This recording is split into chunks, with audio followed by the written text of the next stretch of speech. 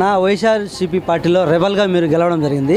ఇప్పుడు టీడీపీ పార్టీలో చేరి అనేక కార్యక్రమాలు చేస్తున్నారు. దీనికి టీడీపీలోకి రావడానికి ముఖ్యమైన కారణం ఏమిటన్నా? అందరికీ నమస్కారం. నేను 12వ వార్డు ఇండిపెండెంట్ గా పోటీ చేశాను. పోటీ చేసి కొన్ని ఓట్ల తేడాతో ఓడిపోయాను. అయినా సరే గెలుపు నాదే అని చెప్పిండ్రు. అధికారం వాళ్ళు ఉంది కాబట్టి కొన్ని విషయాలు జరిగినాయి అంటున్నారు. ఏదేమైనా కానీ వైసీపీలోంచి బయటికి వచ్చి ఇండిపెండెంట్ వేశాను. వైసీపీలోంచి బయటికి రావడానికి కారణం ఏమంటే మా వార్డులో మేము చేరేటప్పుడు నేను 2004 నుంచి నాకు గుర్తున్నంత వరకు 2004 నుంచి 2009 వరకు కాంగ్రెస్ పార్టీ, తర్వాత 2014 వైసీపీ పార్టీ, 19లో కూడా వైసీపీ పార్టీకి, 19లో మనకు ఇంకా కొంచెము యువకులు అందరూ కలిసి మేము పార్టీకి ఎంత కష్టపడినామంటే మా సొంత డబ్బులతో బైక్లలో డబ్బులు వేసుకొని, బైక్లో పెట్రోల్ వేసుకొని మా సొంత డబ్బులతో ఎవరు ఏమి ఇవ్వలేదు, బండ్లు వేసుకొని స్కార్పియో బండ్లు వేసుకొని తిరిగి ప్రజల దగ్గర ప్రతి ఒక్క వీధికి ఇంటికి పోయి మా జగనన్న వస్తే మేల్మా అని చెప్పాము. అలాంటిది ఈ వీధికి బాగు చేస్తాము, ఈ వీధికి కాలువ వేస్తాము, ఈ వీధికి చేస్తామని చెప్పి లాస్ట్కు చేతులు ఎత్తేసింటే అరే వీళ్ళతో ఏమి కాదు జగన్మోహన్ రెడ్డి సార్తో వీళ్ళు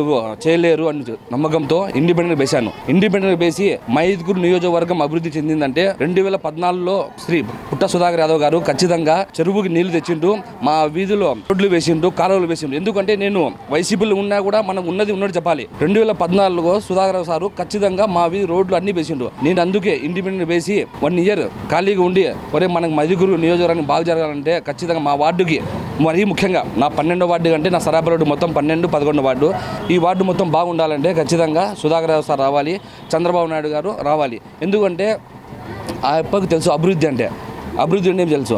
ఎందుకంటే చాలామంది ఏమంటారు అంటే జగన్మోహన్ రెడ్డి సార్ ఎక్కుతానే మనకి కరోనా వచ్చింది, అందువల్ల 2 ఇయర్స్ ఉన్నారు సార్. చాలామంది వైసీపీ యువకులు కార్యకర్తలు కూడా మనకు 2014లో 13లో మనకి తెలంగాణ వాళ్ళు విడిపింటే మనకు ముఖ్యంగా చెప్పాలంటే గుడ్డలిప్పి పంపింటే చంద్రబాబు గారు వచ్చేసి మనకు ఖచ్చితంగా వచ్చేసి ఒక సచివాలయం కట్టించి ఏదో తన కొద్ది మనకు ఉన్న దాంట్లో అభివృద్ధి చేస్తా అంటే అమరావతి చేసింటే ఈ అప్ప దాన్ని డెవలప్ చేయకపోయినా పర్వాలేదు, దాన్ని పడగొట్టేసిండు సార్. ఎప్పటికైనా ప్రజావేదికను కూల్చడంతో మీ పైన అసంతృప్తి నాకు వచ్చింది సార్. వైసీపీలో ఉండి కూడా మీరు అలా ఇంకోటి సార్, ఎవరైనా సరే అభివృద్ధి అంటే ఏం తెలుసా సార్, ఒకరు మంచి రోడ్డు బాగా వేసిండు, నేను దానికి పోటీగా ఒకరే కాలువ అన్ని బాగా పోయాలి అనుకోవాలి. కానీ మీరు ఉన్న రాజధాని తీసేసి 3 రాజధానులు చెప్పింది సార్. 3 రాజధానుల్లో ఒక్క ఇటుక బిల్లైనా ఒక్క రాజధానికి వేసిండ్రా సార్. మీరు ఇంకోటి అంటారు చాలా మంది మనం పవన్ కళ్యాణ్ సపోర్ట్ కాదు, ఎవరు సపోర్ట్ కాదు సార్. మనం ఉన్నమాట చెప్తాం. పవన్ కళ్యాణ్ గారు ఏమంటున్నారు సార్, జగన్మోహన్ రెడ్డి గారు 3 రాజధానులు ఎందుకు కట్టలేదు, నెక్స్ట్ పోలవరం ఎందుకు కట్టలేదు, దానికి మీరు సమాధానం చెప్పడం సార్. పవన్ కళ్యాణ్ 3 పెళ్లిళ్ళు, పవన్ కళ్యాణ్ 4 పెళ్లిళ్ళు సార్. ఆయన అడిగే సబ్జెక్ట్ ఏంది అంటే పవన్ కళ్యాణ్ గారికి 3 పెళ్లిళ్ళు ఉన్నాయని మీరు రాజధాని 3 చేస్తారా? ఏమన్నా న్యాయమా సార్? మనము ఎందుకంటే చదువుకున్న వాళ్ళం సార్. మనము ఇప్పుడు జాబ్ క్యాలెండర్ అన్నారు, ఒకరైనా జాబ్లు వచ్చినాయా? ఏం రావు. మద్యం షాప్లో సార్ అంటే మద్యంలో కూర్చోవాలండి సాగి వాళ్ళు పిల్లలు సార్.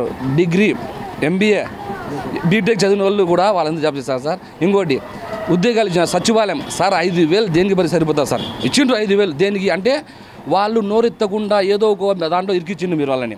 వాళ్ళు కూడా తెలుసు, వాలంటీర్లు కూడా. ఎందుకంటే డిగ్రీ చదివండి 5,000 జాబ్ చేస్తా అంటే దాంట్లో సంసారం ఎలా జరగాలి సార్.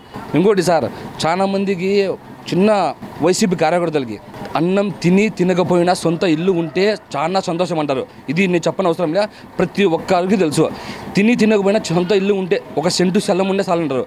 అలాంటిది సొంత మనకు రాజధాని లేకుంటే ఎంత సిగ్గుచేటో మీకు తెలియాలి జగన్మోహన్ రెడ్డి గారు. మేము ఈసారి మా పుట్ట సుధాకర్ యాదవ్ గారిని గెలిపించుకొని భారీ మెజార్టీతో చంద్రబాబు గారిని ఖచ్చితంగా సీఎం చేసుకుంటారు.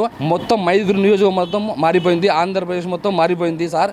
మీరు ఖచ్చితంగా bye YCP sir, Andhra Pradesh sir మీరు ఖచ్చితంగా ఓడిపోతారు. మీరు చేసిన పొరపాట్లే మీకు ఓడిపోవడానికి కారణం సార్. ఖచ్చితంగా ఈసారి టీడీపీ గెలుస్తుంది, చంద్రబాబు నాయుడు సీఎం అవుతారు. మీ పిల్లలు ఇంటర్మీడియట్ మరియు ఎంసెట్ చదువుతూ సబ్జెక్ట్స్ లో కన్ఫ్యూజ్ అవుతున్నారా? కాన్ఫిడెన్స్ లెవెల్ తక్కువగా ఉందా? రిపీటెడ్ మిస్టేక్స్ చేస్తున్నారా? అయితే మీకోసమే ఉంది rise app. 1 lakh question bank, performance analysis, online classes by experts, ఇంకా మరెన్నో ఫీచర్స్ తో మీ ముందుకొచ్చింది rise the perfect guide. Description లో ఉన్న లింకును ఉపయోగించి సబ్స్క్రైబ్ అవ్వండి. ముఖ్యమంత్రి జగన్మోహన్ రెడ్డి ముఖ్యమంత్రి అయ్యి మన ఆంధ్ర రాష్ట్రానికి 4.5 సంవత్సరం అవుతుంది. ఈ 4.5 సంవత్సరంలో కడప జిల్లా వాసిగా మైదుగురు నియోజకవర్గంలో ఒక వ్యక్తిగా మీరు ఎలా లబ్ధి పొందారంటారు? నిజం చెప్పాలంటే అండి, మేము వచ్చేసి కడప జిల్లా మైదుగురు అండి మాది. కడప జిల్లా మైదుగురులో మేము ఉన్నటువంటి ఫస్ట్ మేము వైసీపీలో ఉన్నాము. వైసీపీలో మేము ఎట్లా అంటే ఒక యువత మా వర్గం మొత్తము అక్బర్ 12వ వార్డు ఆ వర్గం మొత్తం మేము ఎలా ఉన్నామంటే వైసీపీకి ఒక పిచ్చ అభిమానిగా ఉన్నాం. ఎందుకంటే రాజశేఖర రెడ్డి గారు ముస్లింలకు చేసినటువంటి మేలు అదే మేలు తర్వాత జగన్ వస్తే ఇంకా మేలు జరుగుతుంది అనేటువంటి ఒక ఉద్దేశంతో మనము వైసీపీకి ఓట్లు వేయడం జరిగింది. ఓట్లు వేసిన తర్వాత ఈ అరాచక పాలన, ఈ అహింస పాలన, ఈ దౌర్జన్య పాలన చూస్తూ ఉంటే అరే ఇంత పనికి మాలినటువంటి సీఎం అసలు చూడలేదు, దీనికంటే బెస్ట్ మళ్ళీ చంద్రబాబు మేలు అనేటువంటి ఉద్దేశంతో మళ్ళీ మేము టీడీపీలో జాయిన్ అవ్వడం జరిగింది. ఫస్ట్ యువకులకు మనం చెప్పుకుంటే యువకులకు నిరుద్యోగులకు జాబ్ క్యాలెండర్ అన్నారు. జాబ్ క్యాలెండర్ కాకుండా 5,000తో వాలంటీర్ ఉద్యోగం ఇచ్చి ఆ 5,000తో ఏం జరుగుతుందండి, 5,000కు ఒక టిక్కి బియ్యం కూడా రావట్లేదు. అలాంటిది యువకులకు ఇప్పుడు నిరుద్యోగులుగానే మిగిలిపోతున్నారు. యువకులకు వైన్ షాప్లో ఉద్యోగాలు ఇచ్చాయండి. యువకులు వైన్ షాప్లో ఉద్యోగాలు ఏం చేస్తారండి, దాంట్లో అవి వాళ్ళు లిక్కర్ మాఫియా చేసుకుంటున్నారు. దాంట్లో తాగి నాశనం వాళ్ళు ఇప్పుడు సార్ జగన్ సార్ ఇది బాగా గుర్తుపెట్టుకోండి సార్, మీరు ఒక కుటుంబాన్ని ఒక వంశాన్ని మీరు నాశనం చేస్తున్నారు సార్. అంటే ఎందుకంటే ఇప్పుడు కల్తీ సారా తాగి ఒక వ్యక్తి చనిపోతే ఆ వ్యక్తిలో ఉన్నటువంటి ఒక ఆడపిల్ల వితంతు అయిన తర్వాత ఎటువంటి కష్టాలు పడాలి అనేటువంటి నేను సొంతంగా చూశానండి. ఎందుకంటే 1993లో మా నాన్న కల్తీ సారాలో చనిపోయాడు.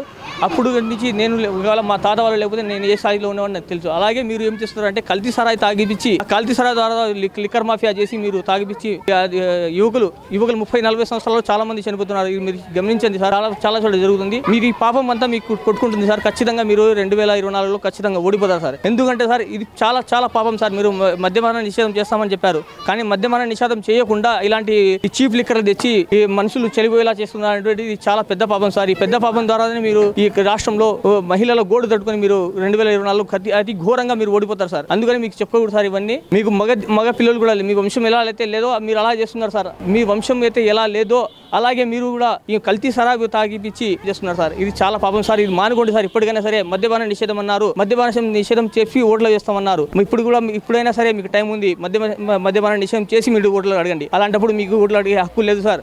అలాగే మీకు కడప జిల్లా వాసిగా మీకు హజ్ హౌస్ ముస్లింలకు చేస్తున్నటువంటి మీరు మేలు ఏంటంటే ఏం మేలు చేయబోగా చంద్రబాబు నాయుడు హయాంలో చేసినటువంటి హజ్ హౌస్ ను మీరు పాత బంగ్లాగా చేసి దానిలో అసంఘ కార్యక్రమాలు చేస్తున్నటువంటి మీరు చూస్తున్నారు సార్. అలాగే మీరు ఎమ్మెల్యే అయినటువంటి అంజద్ బాషా కూడా కడపకు కూతవేడు దూరంలో ఉన్నటువంటి హజ్ హౌస్ ను పట్టించుకోగా దాని అభివృద్ధి ఏ విధంగా చేయట్లేదు. ముస్లింలకు మేలు చేశారంటారు సార్. ముస్లింలకు మీరు ఏ విధమైనటువంటి మేలు కూడా చేయలేదు. ఎందుకు చేయలేదంటే సార్, మీరు ముస్లింలకు ఇస్తున్నటువంటి ఇస్లామిక్ బ్యాంక్ ఎక్కడ ఉంది సార్? దుల్హన్ పథకం వచ్చేసి మీరు గెలుస్తాను 1,00,000 రూపాయలు ఇస్తున్నారు. ఆ 1,00,000 రూపాయల కోసం సార్ మేము సార్ పేదవాళ్ళకి 1,00,000 రూపాయలు మేలు జరుగుతుందమ్మా, మీకు ఇంట్లో మేలు జరుగుతుందమ్మా అని చెప్పి ఇంటికి తిరిగి ఓట్లు ఇచ్చాం సార్ మేము 2024లో. కానీ ఇప్పుడు 1,00,000 రూపాయలు కాదు సార్, 1 రూపాయి కూడా ఇవ్వలేదు. మీరు ఇంత చెత్త పరిపాలన అనుకోలేదు సార్ ఇప్పుడు కూడా. అలాగే మీ స్టంట్లు చూసి మేము మోసిపోయాము. ఇప్పుడు మోసపోయే పరిస్థితి లేదు సార్. మేము అందరూ తెలుసుకున్నాము. యువకులు కూడా నిరుద్యోగులు అయిపోయారు. కల్తీ సార్ అది చనిపోతున్నారు. ఇంకొకటి ఇసుక ఏదైనా పనులు చేసుకుందాము, ఏదైనా బిల్డింగ్ పనులు అంటే ఇసుక గత ప్రభుత్వంలో ఫ్రీ వచ్చే ఇసుకను మీరు 6,000 చేసి ఎంతో అంటే పనులు కూడా చేసుకునేంత స్థాయికి వెళ్ళారు. అలాగే ఇంకొకటి వచ్చేసి మీరు కొత్త ఇల్లు సార్, మీ ప్రభుత్వం వస్తూనే మీకు ఇంటికి బీగం ఇస్తానని చెప్పారు. కానీ ఇప్పటి వరకు మీరు ఇస్తున్నటువంటి ఏది సార్, అది కేంద్ర ప్రభుత్వం ఇస్తున్నటువంటి 1,50,000కు మీరు 30,000 వేసుకొని అది కూడా మీరే కాంట్రాక్ట్ భారతీయ సిమెంట్ కాంట్రాక్ట్ తీసుకొని మీరు ఎవరు ముఖ్యమంత్రి అయితే బాగుంటుందంటావు? గత ప్రభుత్వాన్ని ఈ ప్రభుత్వాన్ని వెరిగి చూసుకుంటే నక్కకు నాగలోకానికి ఉన్నటువంటి తేడా ఉన్నది. కాబట్టి గత ప్రభుత్వం కంటే గత ప్రభుత్వమే మేలు అనిపిస్తుంది. అందుకని మేము టీడీపీలో జాయాము.